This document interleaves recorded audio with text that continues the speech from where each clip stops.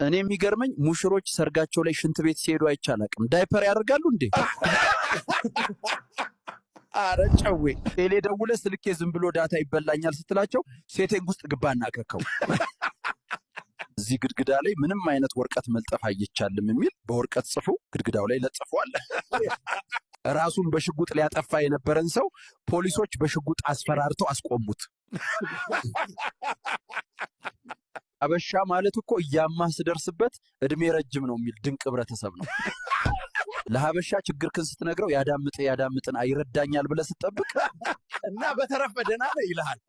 ሀበሻ እኮ የሬሳ ሳጥን ሊገዛ ሄዶ ቀንስልኝ ደንበኛ እንሆናለን የሚል ድንቅ ህዝብ ነው።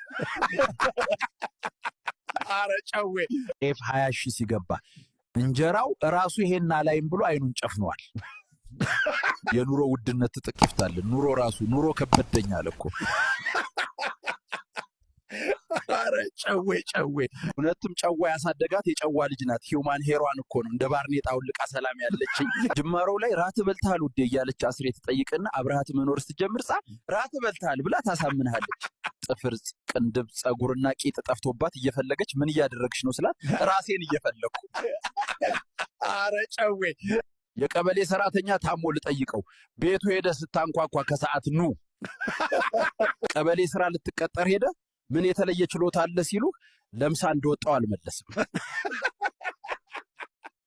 ሀበሻ ማለት እኮ የልጅን ጡጦ ቡዳ ይበላብኛል ብሎ ካልሲም ያለብስ ሁሉም የሀበሻ ህዝብ ዕቃ ሲጠፋበት አልበላም አልጠጣም ብዬ የገዛውት። ከሀበሻ የሚገርመኝ ነገር ቡፌውን በሙሉ በሚገራርም ብርጭቆ ሞልቶ በኒኬል የሚጠጣው ነገር ነው። የመብራት ኃይል ሰራተኛ ከስራ ተባሮ ቆይ ምን አጠፋው ሲላቸው እኮ ምንም ስላላጠቋህ እኮ ነው ያባረርን። የመብራት ኃይል አጥር ስር እየሸና ሰራተኞቹ ሲገቡ ስታይ ደግሞ ዘነበብላችሁ እንዳታጠፉት። አረ ጨዌ ዶሮ እንቁላል ጣለች መባል የለበትም ተገላገለች ነው መባል ያለበት። 30 ብር እንቁላል ግን 25 ብር የገባው ዶሮዎቹ ሩም መያዝ ጀምረው ነው እንዴ? አረ ትችላለህ። የሀበሻ ሌባ ማለት እኮ ልሰርቅህ ግቢ ገብቶ የሚሰርቀውን ሲያጣ ቦምባ ከፍቶ መሄድ ከንት ነው። አረ ጨዌ ሁሌ አንድ ምርጥ ጨዌ ልንገርሽ። ቀበሌ ሄደ ባጋጣሚ የማናጀሩን ኮምፒውተር ብራይትነስ ስትጨምር እዛ ያሉ ሰራተኞች እንዴ ሃከር። አረ ጨዌ እኔ እኮ የሚገርመኝ ከቤት አጭር ቀሚስ ለብሰው ወጥተው መንገድ ላይ ካረዘምክ ብለው የሚጎትቱት ነገር ነው።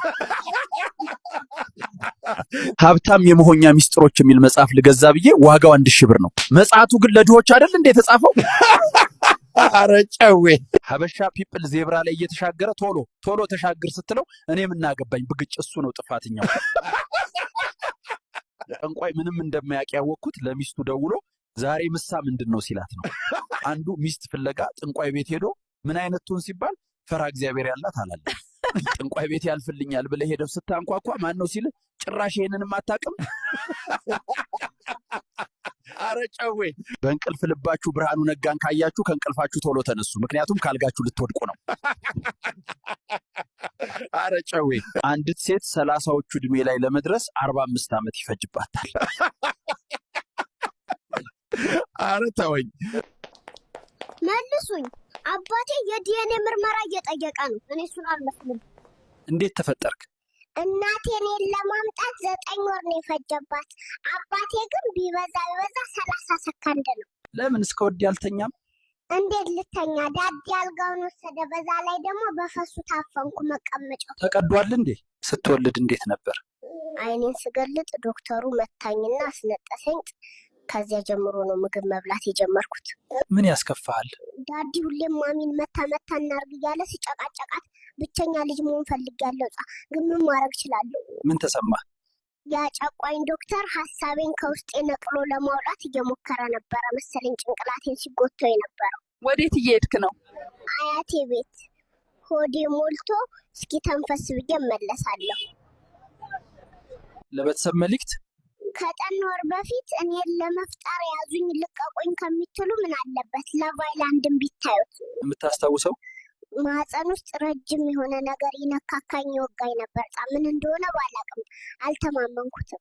የሚቀጥለውን ዲቪ ኢትዮጵያ ራሷ ሞልታ ጥላን እንዳትሄድ ነው የምትሰጋው። ባክ ቤቴን አንድ ቻይናዊ ላከራ ይፈልጌ እንዴት ዋጋ ላስወድድበት? ያው ቤቱን ላይ አይጣል አይደል እንዴ? ምግብ እኮ በእኛ ነው አትለው? እስኪ ሀበሻን እንዴት ትገልጸዋለህ? ሀበሻ እኮ ሌባን የሚጠላ ነገር ግን የተሰረቀ ሞባይል አፈላልጎ የሚገዛ ከባድ ህዝብ ነው። ተማ የሲኦል መግቢያው ሰልፍ በጣም በዛ። ቀኑ ደግሞ መሸ። ምን ይሻለናል? በቃ ዛሬ ገነት ማደራችን ነው። ተማ ትላንት ሌሊት መስሪያ ቤታችን ሌባ ገብቶ ብር ፍለጋ ጀመረ። ከያም እኔ የተነሳውና አብሬው መፈለግ ጀመርኩ። ኧረ ተው። እሺ እባክሽ በእኔ እጅ ሳይሆን በባንኩ ቢቆጠር ይሻላል። እሺ እንዳትቸገር። እስኪ በጣም አስቂኝ ቀልድ ነገረኝ። በዚህ ዘመን ኢትዮጵያ ውስጥ ሰርቼ ልወጣለሁ። ብሮ ሀበሻ ዜብራ ላይ እየተሻገረ ቶሎ በል ስትለው ቅርፍፍ እያለ ምን ይላል መሰላችሁ? ቢቀጨኝ እኮ ጥፋተኛው እሱ ነው። ፋይዳ መታወቂያ ለመውሰድ ነበር የመጣሁት። እና ይሄ ሁሉ ሰው ዘይት ሊወስድ የተሰለፈ መሰለሽ እንዴ? ሄደሽ ተሰለፊ። ዘንድሮ የአህያ ዘመን ነው። ና እስቲ የሚበላ ነገር ምን አላችሁ? ዛሬ የአህያ ጥብስ አማረኝ። ካልሆነ አለቅህም። ደበባ ነኝ ክዳሜ ከሰዓት የሻይ ሰዓት እንግዳ ነኝ። ዛሬ ዮኒ የለም ጸጊ። እኔ ሻይ አልወድም። ስጋ ነገር ካለ ሀሪፍ ነው። ባለፈው ምግብ ቤት ውስጥ አንዱ ጥብስ አዞ እየበላ ትኩር ብዬ ሳየው እና ህሊና ከሌለህ እንብላ አይለኝም። ምን አይነት ጊዜ ላይ ደርሰናል ግን? ድሮ ኑሯችን ውጣ ውረድ ነበረው። አሁን ግን ወጣ የለውም ውረድ ብቻ ነው። ትዳር ማለት ወርክሾፕ ነው። ባል ወርክ ያደርጋል፣ ሚስት ደግሞ ሾፕ ታደርጋለች። አረ ጨዌ ኑሮ ተወደደ ብዬ እናቴ ቤት ስሄድ እናቴ መሯት እናቷ ቤት ሄዳለች አለ አንዱ። በዚህ ኑሮ ውድነት ዘመድ ቤት ሄደክ ምግብ ይምጣል ብለው እሽ ስትል ፕራንክ ተርገሃል ነው የሚሉ። 1 ሊትር ውሃ 50 ብር። አሁን ነው የአባይን ልጅ ውሃ የጠማው። ለጅ ያለው ጨለማ ፈራ ነበር። አሁን ግን የመብራት ሂሳብ ካየው በኋላ ብርሃን መፍራት ጀምሬያለሁ አለኝ አንዱስ። አረ ጨዌ በጣም ሰነፍ ከመሆን የተነሳ እርጉዝ ነው ማግባት የምፈልገው አለኝ አንዱ። ሴቶች ለምንድን ነው ሆያ ሆዬ የማይጨፍሩት ይለዋል። ለነሱ ዳቦ ብርቅ ስላልሆነ ነው። የ5 ዓመት ልጅ የምሰራበት ፊልም ላይ ከ18 ዓመት በታች ለሆኑ የተከለከለ ይላል። አረ ጨዌ የአማርኛ ፊልም ማየት መች ነው ያቆምከው? አንዱ ሽጉጥ ይዞ ራሱን ሊያጠፋ ሲል ፖሊሶች በሽጉጥ አስፈራርተው ሲቀበሉት እዚህ ጋር አልቻልኩም በቃ። እዚህ አጥግ ላይ የተቀመጥከው ልጅ አቤት ቲቸር። ትናንትና ከመምህር ዳምጠው ጋር አይቼ ነበር። አባት ነው እንዴ? አዎ አባቴ ነው። በእውነት ይገርምሃል፣ አባት አስተማሪ ነበር። እንጃ ነበር የሚረቅቀኝ። ስፖርት ሊያሰራም እንኳን ይዞን ሲወጣ ኳስ ሳይሆን እኔን ነበር የሚያንጠባጥበው። የሚገርም ብላክቦርድ እንኳን ለማጥፋት ዳስተር የሚጠቀመውን ክላስ ከቀረው ብቻ ነበር። አታዩም ፊቴን? እንዴት ቲቸር? እና እኔን እንደ ዳስተር ልትጠቀመኝ ነው እንዴ? ምን አስቸኮለ? ለመሆኑ የቤት ስራ ሰርጋ? አዎ ቲቸር፣ ሁሉንም ሰርቻለሁ። እንዴት ልትደፍረኝ ነው አንተ የቤት ስራ የምትሰራው? ለመሆኑ ስንት ቁጥር ነው? 8 ቁጥር። ተው ጭራሽ 8 ቁጥር ማለት ናህጣ ተንበርክ። እንዴት ቲቸር? ምን አጠፋው? ዝም በል። አሁን ጥያቄ ጠይቃለሁ። አንድ ከተሳሳክት እንደ በቆሎ ነው የሚፈለፍል። የጋና ዋና ከተማ ማን ናት? ጋና ዋና ከተማ አክራ። እሺ የማዳጋስካር? አንታናናሪቮ። እሺ አፍሪካ ውስጥ ስንት አህጉሮች አሉ? አሳስተኝ ነው ቲቸር፣ አንድ አህጉር ነው። እሺ ነው በውስጥ ምን እያሰብኩ ነው? እንዴት ቲቸር? እኔ ጠንቋይ ቀልባለሁ እንዴ? በምን አውቃለሁ? እንዴት ታውቃለህ? አታነብማ። ስትራገጥ ነው የምትሉ። ምቀት መሆኑ ነው። የሚያነቡትማ የመልሱታል። ተመልከት። ቤት እስኪ ዝም ብለሽ ምን እያሰብክ ይመስልሻል? ገምጪ። እኔ እንጃ ቲቸር። ጎበዝ የኔ ጀግና። ስለ እኔ እንጃ እያሰብኩ ነበር። ባይሆን በኋላ ቢሮ ነኝና በደንብ አስረዳሻለሁ። እንደማስ ስለ እኔና ማለት ስለ ትምህርቱ። እሺ አንተ ተነስቃ። ቆይ እኔ ምን አጠፋው? ምን በላት መልስልኝ። ለመሆኑ ከክላስ ስንተኛ ነው የወጣው? ከትምህርት ቤቱ አንደኛ ነው የወጣሁት። ምን ይሻለኛል? ልጅ ርቀት ወይ መችልጅ እና ይመለከትኝ የሚምር አልባታናባ ደሞ ንገረው ለአባት በቀዳ አርዱ ብሎ ነበር።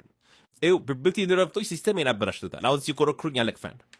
እና አንዱ ለአምረክ ብብት ነምረክ ቤተክርስቲያን ሄደ ችግርህን ለፈጣሪ እየነገረ ኃይለኛ ዝናብ ሲዘንብ ጌታ ያልቅሽ ያስለቀስኩ አደረ። አረ ጨዌ ስፖርት ላይ አበረታች መድኃኒት የማይፈቀድ ከሆነ ታዲያ ለምንድን ነው ቁንጅና ውድድር ላይ ሜካፕ የሚፈቀደው? አረ ጨዌ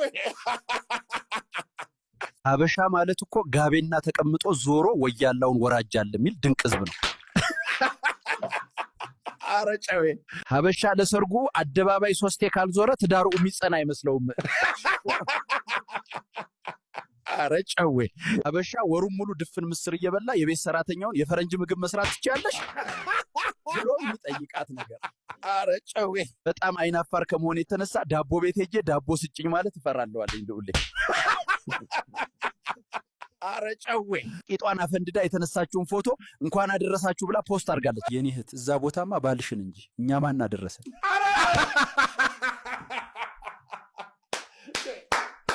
በጣም ነጭናጫ ከመሆኑ የተነሳ ሂዩማን ሄሯ ራሱ ሽበት በሽበት ሆኗል አለኝ። አረ ጨዌ ምግብ አሰራር በቲቪ የሚያስተምረው ሰውዬ ራሱ ዘይት ጠብ አድርጉበታል ልዑሌ። አረ ጨዌ ታሞ ሆስፒታል ሄዶ ዶክተሩ እንቁላልና ስጋ በብዙ አትበላ ሲለው እናንተ ቤት መጥቼ ነው።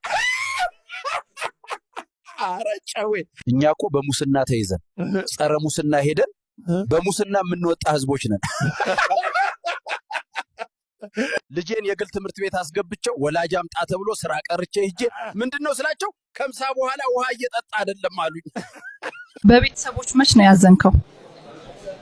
በቀን አንዴ ይበሉ ስሜን ጥጋቡ ብለው ሲያወጡ።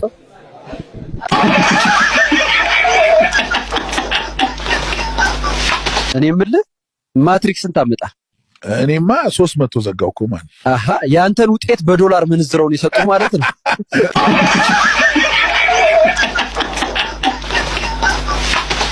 ማኛ አንቺ የሰው በርጫ፣ እኔ ባንቺ ፍቅር ልሄድ ነው ደንበጫ።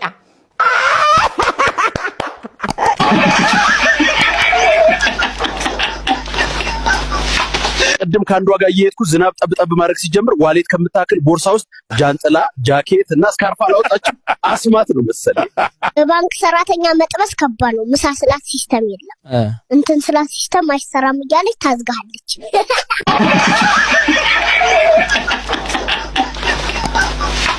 ኦንላይን በግን